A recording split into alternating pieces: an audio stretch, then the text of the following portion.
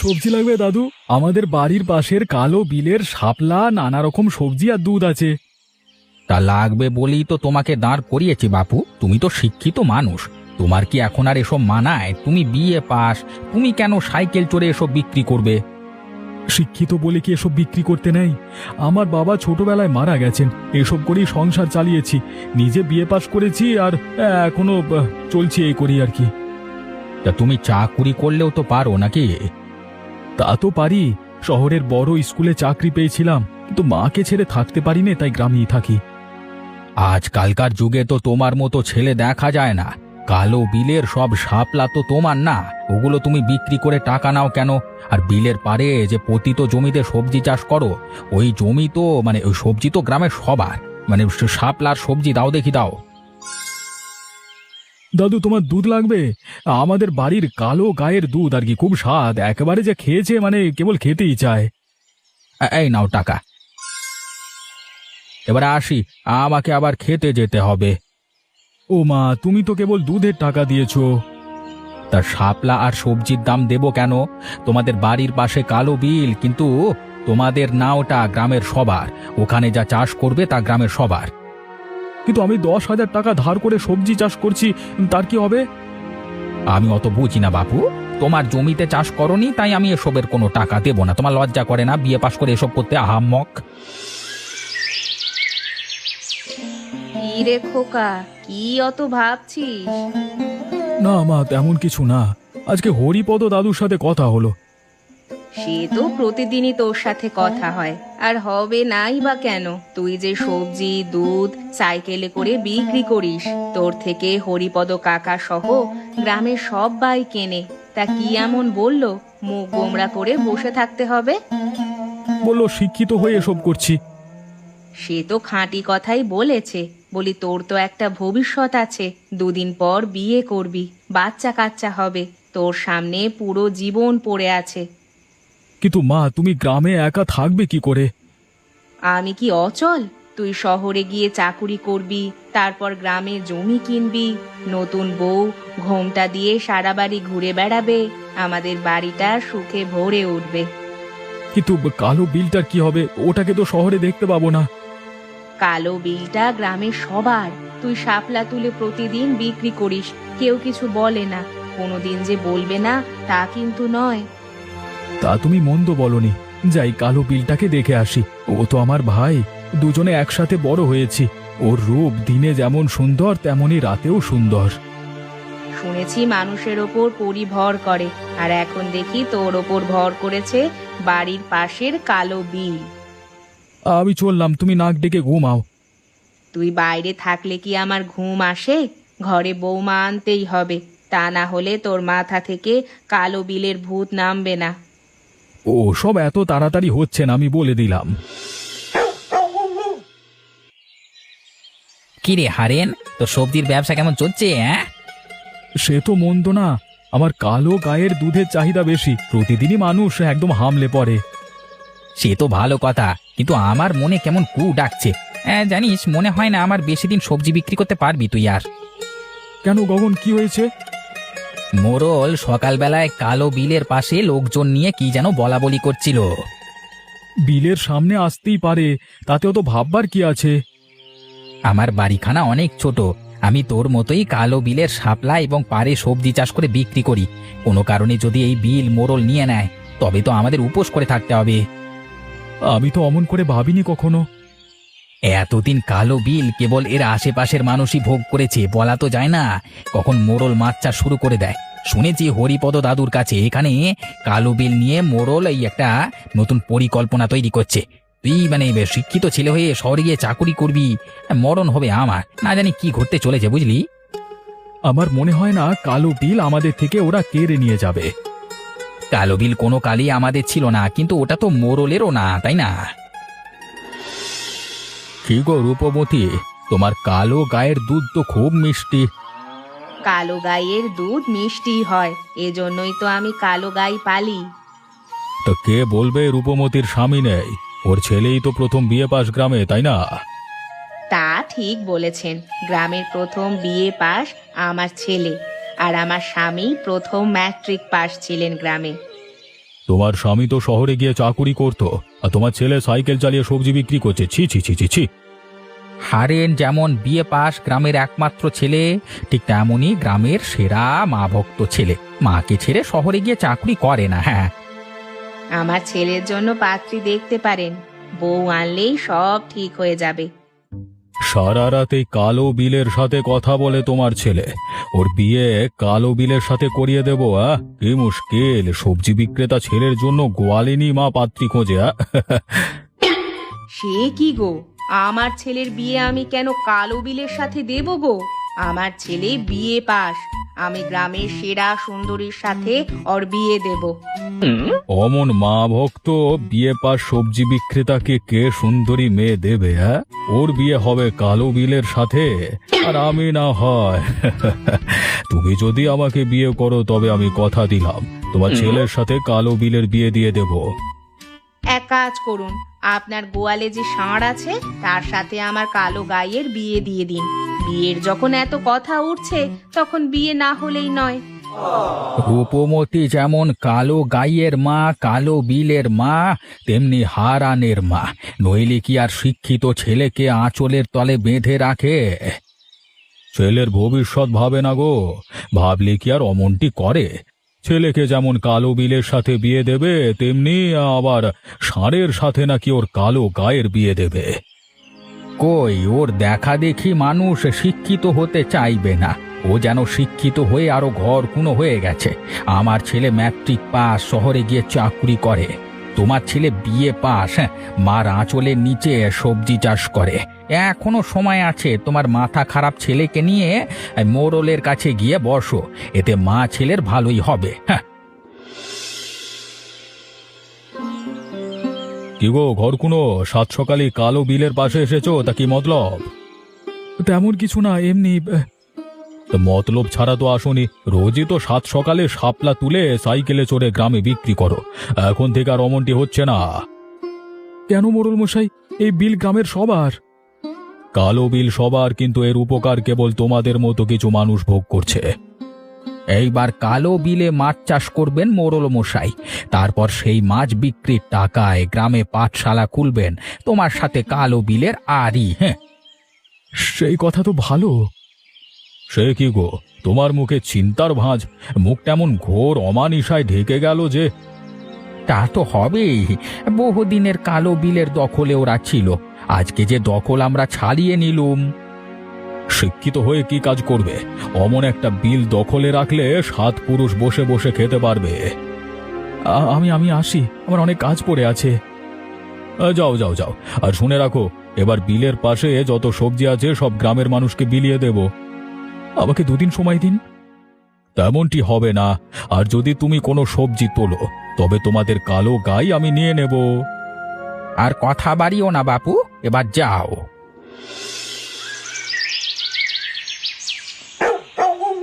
হারেন, এখন তো আমরা পথের ভিখিরি হয়ে গেলাম রে। আমাদের সব সবজি মোড়ল নিয়ে গেল। কিছু বললো না গো মা, তাহলে কালো গাইও নিয়ে যাবে? কালো গাই আমরা কি করে রাখবো? মোড়লের নজর তো এখন আমাদের কালো গাইয়ের দিকে, না জানি কোন দিন নিয়ে যায়। মানুষ কতটা অমানুষ হলে অমনটি করতে পারে? বিলের জন্য ওদের অত কারাকারি কিসের? তোদের বাপদাদা সম্পত্তি তো না, না জানি ওর বাপদাদারা কেমন ছিল। ওদের বাপ দাদারা এমন কুকর্ম না করলে কি করে এমন রত্ন জন্ম হয়? ঘরে চাল নেই, তোকে কিছু খেতেও দিতে পারছি না। ঘরে তো কোনো টাকাও নেই, এখন একবেলা খাবার জোটানোই তো দায়। আমি তো তোকে আগেই বলেছিলাম, কালো বিল আমাদের নয়, ওতে তো আমাদের দিন যাবে না। শহরে গিয়ে চাকুরি কর, তারপর বৌমা আন। আমি আর কতদিন নাতিপুতির মুখ দেখতে হবে না? মা, এখন আমার কিছুই ভালো লাগছে না, কি করব ভেবে পাচ্ছি না। সব দিক দিয়ে যেন বিপদ ধেয়ে আসছে। ও হরিপদ একদম জঘন্য লোক। আমি শাপলা তুলে বিক্রি করে সেটা দেখে হিংসে করে শুরু করে দিয়েছে। আর মোড়লও কম কিসের, 2 দিন এই কালো বিল গিলে খেলো। কি আর করবি, আমাদের তো আর কোনো উপায় নেই। মোড়ল আমাদের পিছনে ভালো করে লেগেছে। আমরা কালো গাই গরুটা বিক্রি করে দেব, তা না হলে কিন্তু আমাদের কপালে খুব খারাপ কিছু ঘটতে চলেছে। তাই কর খোকা, আজ যদি শহরে গিয়ে চাকুরি করতি তবে এসব লোক তোকে আর ধরতে পারতো না। ঠিক বলেছ মা, হরিপদর ছেলে শহরে চাকুরি করে বলে খুব বড়াই করে। তা তো করবেই বড়াই। তোর মতো বিয়ে পাশ ছেলে যদি সবজি চাষ করে, তাও জমি যদি নিজেদের হতো, তুইও শহরে চাকুরি করলে আমাদের নুন পান্তা খেতে হতো না। আজ তো তাও জুটছে না। মা, আমার বাবা নেই, এই কালো বিল আর তোমাকে নিয়েই আমাদের সংসার। তাসের সংসার ভেঙে গেছে রে বৈশাখী ঝড়ে। আমাদের তো সবজি চাষের জন্য টাকা ধার করেছি, তা শোধ করাই তো কষ্টকর হয়ে যাবে। কাল হাটে গিয়ে কালো গাই বিক্রি করে দিয়ে ধারের টাকা শোধ কর, তা না হলে কোন দিন মোড়ল বলে বসে কালো বিলে শাপলা বিক্রি করেছিস, তাই কালো গাই তার। আমিও তাই ভাবছিলাম, কিন্তু তোমাকে বলতে সাহস পাচ্ছিলাম না। হরিপদ সব কিছুর জন্য দায়ী। ওর স্বভাবই গায়ে পড়ে শত্রুতা করা। মোড়লকে ওই কালো বিলে মাছ চাষ করার বুদ্ধিটা ওই দিয়েছে। ওই জলে কি আর মাছ হবে? ওলে কি আর কেউ এতদিন কালো বিলের জল ছুঁতো না? কোনোদিন মাছ হবে না। এর আগে কতজন চেষ্টা করেছে, এত কালো জলে মাছ হয় না। আর যে ভোদর, তাতে মাছ হলেও কেউ ধরতে পারবে না। আজ আমি আমার ছেলেকে দূরে পাঠিয়ে দিব। আমার খুব খারাপ লাগছে। কি করব মা, আমাদের তো কোনো জমি নেই যে চাষ করব। এখানে আমাদের শুধু এক চিলতে ভিটে আছে। তোর বাবার অসুখে সব বিক্রি করে দিয়েছি। ভাগ্যিস তোর বাবার এই ভিটে মাটি বিক্রি করতে দেয়নি, তাহলে তো আজ আমরা পথে পথে ঘুরে বেড়াতাম। তোমাকে ছেড়ে যেতে কলিজা ফেটে যাচ্ছে। তোমার কালো গাই বিক্রি করে দিলাম, এখন তুমি থাকবে কি নিয়ে? তোর অত ভাবতে হবে না। হরিপদের মুখে চুনকালি মাখাতে হবে। ওর ছেলে ম্যাট্রিক পাশ করে শহরে চাকুরি করে, সেই গর্বে আমাদের গ্রামে এত অপদস্থ করেছে। যে চাকুরি করে সেটা হলো পিয়নের চাকুরি। ওর বাবার তো তাতেই মাটিতে পা রাখতে পারে না গর্বে। তোর বাবা বেঁচে থাকতে হরিপদ আমাদের খেতে কামলা খাটতো। ওকে আমরা কত সাহায্য করেছি, প্রতিদিন ভাত খাইয়েছি, আমাদের গরুর দুধ ওকে ফ্রিতে দিয়েছি। আর আজ ও আমাদের এমনি অপমান করলো। মা, তার প্রতিদানই তো আজকে দিচ্ছে গো। দুর্জনদের সাহায্য করলে বিপদে পড়তে হয়। তোকে ছেড়ে দিতে বড় কষ্ট হচ্ছে রে, কিন্তু মনে রাখবি, এই কষ্ট তোকে শক্তিতে রূপান্তরিত করতে হবে। তোকে যারা গ্রাম ছাড়া করলো, তাদের তুই 2 হাত দেখিয়ে দিবি। আমি এই প্রতিজ্ঞা করলাম। যা রে বাবা যা, দেরি হয়ে যাবে, নৌকায় ওঠ। মা, তোমার জন্য, কালো গায়ের জন্য আর কালো বিলের জন্য আমার প্রাণটা বেরিয়ে যাচ্ছে। মনে পাথর বেঁধে শহরে যা। কালো বিল তো আমাদের নয়, ওতে মন বসিয়ে কোনো কাজ নেই। ওই শাপলাগুলো তো কেটে ফেলবে, আমার কষ্ট ওরা বুঝবে না। অমন করিস নে খোকা, তুই শহরে যা, তারপর চাকুরি করে জমি কিনবি, তাতে বড় করে পুকুর খনন করে মাছ চাষ করবি, শাপলা চাষ করবি। তাই করব। যাক, এবার আমার চাকরি পার্মানেন্ট, খুব ভালো লাগছে। এবার মন দিয়ে কাজ করবে। দেশে ভূমিদস্যুতে ভরে গেছে, ওদের উৎখাত করতে হবে। তোমার পোস্টিং হচ্ছে ফুলপুর গ্রামে, সেখানে ভূমিদস্যু নতুন করে মাথা চারা দিচ্ছে, সরকারি ভূমিগুলো প্রায় গিলে খাচ্ছে। হ্যাঁ, বাহ, ওটা তো আমার গ্রাম, আর ওখানেই আমার পোস্টিং। হ্যাঁ, তো তুমি কাঁদছো কেন? আমাদের বাড়ির পাশে কালো জলের বিল আছে, সেখানে জল একটু কালো, কিন্তু হরেক রকম শাপলা তাতে ফোটে। ভোঁদরগুলো মনের আনন্দে সাঁতার কাটে। তারপর কি হলো? আমি বিয়ে পাশ করে গ্রামে থেকে যাই, সেই বিলের শাপলা এবং পাড়ের সবজি চাষ করে তা বিক্রি করতাম। আমার মতো আরো অনেকেই করত, কিন্তু মোড়ল আমাকে সেখান থেকে তাড়িয়ে দিল মাছ চাষ করবে বলে। ওখানে কখনো মাছ হয় না, ওখানে অনেক ভোঁদর আছে। আমাদের গ্রামের কেউ পুকুরে মাছ চাষ করে না, ওরা নাকি ওখানেও মাছ চাষ করে পাঠশালা করবে। তারপর কিন্তু বিলের পাড়ে পরিত্যক্ত জমিতে অনেক আগেই পাঠশালা করবার জন্য সরকারি অনুদান দিয়েছে। এই জন্য কি আমাকে গ্রাম ছাড়া করতে অমন উঠে পড়ে লেগেছিল? গ্রামে আমিই একমাত্র বিয়ে পাশ ছিলাম, যাতে করে তার এই অর্থ আত্মসাৎ করা কেউ ধরতে না পারে। তাহলে তুমি তোমাদের গ্রামে নেমে পড়ো, আমার পক্ষ থেকে সব রকম সহযোগিতাই পাবে। হ্যাঁ, এবার মোড়ল আর হরিপদকে আচ্ছা করে শিক্ষা দেব। ওদের নাকের গোড়াতেই আমি কালো বিলের এই ফুলপুর পাঠশালা করব। তোমার মতো আমারও একখানা কাহিনী আছে। আমাদের গ্রামে একখানা বড় খেলার মাঠ ছিল। এই জমিদারেরা ওই গ্রামের মানুষের গরু চড়ানোর জন্য দিয়ে গেছিল, বাচ্চারা খেলতো, মেলা হতো।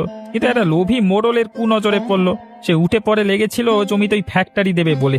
কিন্তু গ্রামে আমি বাধা দিলাম, সেই জন্য আমাকে মিথ্যে চোরের অপবাদ দিয়ে গ্রাম ছাড়া করলো। তারপর আমি শহরে এসে চাকরি নিলাম ভূমি অফিসে। প্রথমেই আমার পোস্টিং নিলাম, কিন্তু তারপর এমন শিক্ষা দিলাম, বাপ বাপ করে গ্রাম ছাড়লো। তারপর আজ অব্দি আর গ্রামে পা রাখিনি। আপনার সহযোগিতা পেলে আমিও তেমনটি করব। আমি সব সময় তোমার পাশে থাকবো, মনে রাখবে কোনো অপরাধ কখনো মেনে নেব না। অবশ্যই স্যার। ঠিক আছে, যাও তুমি এসো। তা কি হে ঘর কোনো কবে আসলে? এই তো আজকে আসলাম। তা কেমন আছেন মোড়ল মশাই? ভালোই আছি। তোমার চাকুরির কি অবস্থা? কেমন বেতন পাও কেমন? চাকুরির অবস্থা ভালোই, বেতনও মন্দ না। তা আপনাদের কি অবস্থা? কালো বিলে তো মাছই হলো না, উল্টে ভোঁতরের উৎপাতে যে আমরা দিশেহারা। ভাবছি এটাকে একবার ইট ভাটায় রূপান্তর করব। সে কি কথা? আমাদের কালো বিল মানে ব্রিটিশ আমলের। এটা তো কারোর সম্পদ না যে চাইবে এখানে ইট ভাটা করবে। শহরে চাকুরি করে চ্যাটাং চ্যাটাং কথা বলতে শিখেছো তো নাকি? হ্যাঁ, তুমি বিএ পাশ হয়ে শহরে চাকুরি করো, তাই নিয়ে থাকবে যাও। আমাদের ব্যাপারে কোনো কথা বলো না। গ্রামের পাঠশালার খুব প্রয়োজন, তাই মোড়ল মশাই কালো বিলে ইটভাটা করবে। তাহলে কি পাঠশালা আপনার খেতে করবে? সরকারি জমিতে সরকারি অনুমোদন না নিয়ে কাজ করাকে কি বলে? ভূমিদস্যু বলে। তাহলে নিজের মুখেই স্বীকার করলেন মোড়ল মশাই। তোমার এত বড় সাহস, তুমি আমাদেরকে ভূমিদস্যু বললে? শহরে দুদিন চাকরি করে খুব কথা শিখে গেছো। ছিলে তো সামান্য সবজি বিক্রেতা। একটা কথা মনে রেখো, ভূমিদস্যু বলো আর যাই বলো, ঘরে বুড়ো মা আছে আর তুমি তার শেষ সম্বল। যদি বেশি বাড়াবাড়ি করো একদম বাবার কাছে পাঠিয়ে দেব। এ তো রীতিমতো হুমকি দিচ্ছেন। আর দোকান খুলে শুনে রাখো, তোমার বাবাকে আমি খাদ্যে বিষ প্রয়োগ করে মেরে ফেলেছিলাম। তুমি বেশি বাড়াবাড়ি করলে তোমাকে আর তোমার মাকে আগুনে পুড়িয়ে মারবো। আমার কাছে মোবাইল ছিল, সবকিছু আপনাদের কথা রেকর্ড হয়ে গেছে। হ্যাঁ, এরপর আপনাদের দুজনকেই শ্রীঘরে যেতে হবে বলে দিলাম। কেননা আমি ভূমি অফিসার, ফুলপুরের জমিদস্যুদের শিক্ষা দিতে এসেছি। এবার আসি, বুঝলেন? এত সহজে ছেড়ে দিলেন মোড়ল মশাই? এতটুকু ছেলে আপনাকে এত কিছু বলে গেল, এটা আপনি ঠিক করেননি। সোজা আঙুলে ঘি না উঠলে তো আঙুল বাঁকাতেই হয়। কি গো ঘর কোনো, তোমাকে আমি সমস্ত খুলে বলছি, তোমাদের ভালোর জন্যই তো বলছি। আমাদের ভালো আমরা বুঝতে শিখে গেছি, আর আপনার কোনো প্রয়োজন নেই। শোন শোন, আমার কন্যা সুমনাকে তোমার সাথে বিয়ে দেব, আর ইট ভাটা থেকে যা লাভ হয় তা তুমি ভালোই লাভ করতে পারবে, বুঝতেই পারছো তো? তা আপনার মেয়ে তো এক রত্তি, আমার বিয়ে পাশ ছেলের সাথে মানিয়ে চলতে পারবে? সে কি গো, তোমার বিয়ে পাশ ছেলের সাথে মানিয়ে না চলতে পারলে আমি তোমাকে বিয়ে করে নিয়ে? আরে আমার স্ত্রী তো গত হয়ে গেছে, মানে বছর দুয়েক হলো। আমার ঘরে বউ তো দরকার। এক কাজ করুন, আপনি আপনি আমাদের বাড়ির পাশের কালো বিলটাকে বিয়ে করে নিন। সে বিলের ভোঁদরগুলোকে তুমি বিয়ে করো, আমার আপত্তি নেই। তা মোড়ল মশাইয়ের এত বিয়ের শখ কেন হলো? তা হবেই বা না কেন? তোমার বিয়ে পাশ ছেলে, তার উপর ভূমি অফিসে চাকুরি করে। মেয়ে ছেলের কাছে বিয়ে করবে আর আমি মায়ের সাথে বিয়ে করে নেব, তারপর ইট ভাটা তৈরি করব। আহা, কাউয়াদের স্বভাবই ছাই উড়িয়ে দেখে কিছু পায় কিনা। আমাদের বাড়িতে তো ভাতের অভাব নেই আর, কিন্তু এক রত্তি মেয়ে তো আর বিয়ে করে আনা যায় না গো। আমার ছেলে ভূমি অফিসার। শ্রীঘরে শ্বশুর মশাই থাকবে, এটা তো আর মেনে নেওয়া যায় না। আপনি আসুন মোড়ল মশাই। তোমার বিয়ে তাহলে তো দেখা যায় কালো বিলের সাথেই হবে। হ্যাঁ, খোকা, আমি এখানে কেন? কি হয়েছে? তুই কাঁদছিস কেন? হরিপদ তোমার খাবারে বিষ দিয়েছিল, তা খেয়ে তুমি অসুস্থ হয়ে গেছো। তারপর আমি তোমাকে হাসপাতালে এনে সুস্থ করেছি। তোর কিছু হয়নি তো? না না মা, আমার কিছু হয়নি, আমি ঠিক আছি। চল খোকা, আমরা গ্রাম থেকে চলে যাই। না মা, আমরা শহরে যাচ্ছি না। যাদের জন্য তোমার এই অবস্থা, তাদের আমি শ্রীঘরে না পাঠিয়ে ছাড়ছি না। হরিপদ কি সত্যি তোর বাবার খাবারে বিষ মিশিয়েছিল? হ্যাঁ মা, আমরা ওনাকে কত বিশ্বাস করেছিলাম, তার প্রতিদান এমন দিল। তুই কিছু খেয়েছিস খোকা? না মা, ওদের উচিত জবাব না দিয়ে আমি জলও স্পর্শ করব না। যখন কিছু খাবি আগে আমাকে খাইয়ে দেখবি ওতে কিছু আছে কিনা।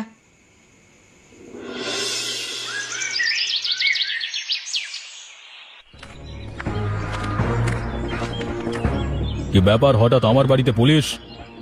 আপনার আর হরিপদের উপর ওয়ারেন্ট আছে, দুজনকে অ্যারেস্ট করা হলো। তা আমাদের বিরুদ্ধে কি অভিযোগ? আপনি ফুলপুর পাঠশালা তৈরি করবার জন্য সরকারি অনুদান আত্মসাৎ করেছেন, সরকারি বিল দখল করে ইটভাটা তৈরি করবার চেষ্টা করেছেন, আর হরিপদ রূপমতিকে বিষ খাইয়ে হত্যা করবার চেষ্টা করেছেন। বহু বছর আগে হারেনের বাবাকে বিষ প্রয়োগ করে হত্যা করেছেন। মোড়ল যা কিছু করেছে তার প্রমাণ আছে, কিন্তু আমাকে যে সব অভিযোগ করেছেন তার তো কোনো প্রমাণ নেই। আমাদের কাছে সমস্ত কিছু রেকর্ড হয়ে আছে। শুনুন, আমি আপনাকে অনেক টাকা দেব, ইট ভাটা হলে সেখান থেকে মাসে মাসে টাকা দেব, আপনি আমাদের ছেড়ে দিন। আমাকে ঘুষ দিতে যাওয়া? হ্যাঁ, আপনার নামে আরো একটি নতুন মামলা হবে। তুমি জিনিয়াস ভাই, তুমি জিনিয়াস। কেন স্যার? তুমি নিরলস পরিশ্রম করে 3 বছরে ফুলপুর পাঠশালা তৈরি করেছো, নিজের জীবনের ঝুঁকি নিয়ে কখনো বিল দখল মুক্ত করেছো। সবই স্যার আপনার অনুপ্রেরণা, আর আমার বন্ধু গগন যেভাবে সাহায্য করেছে তা আমি বলে শেষ করতে পারবো না। তা কেন করব না? আরে ফুলপুর পাঠশালা হওয়াতে আমাদের ছেলে মেয়েগুলো এবার পড়তে পারবে।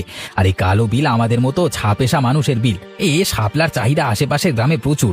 বিলের পাড়ে নানান পদে সবজি চাষ করি, তা বাজারে বিক্রি করে সংসার চালাই।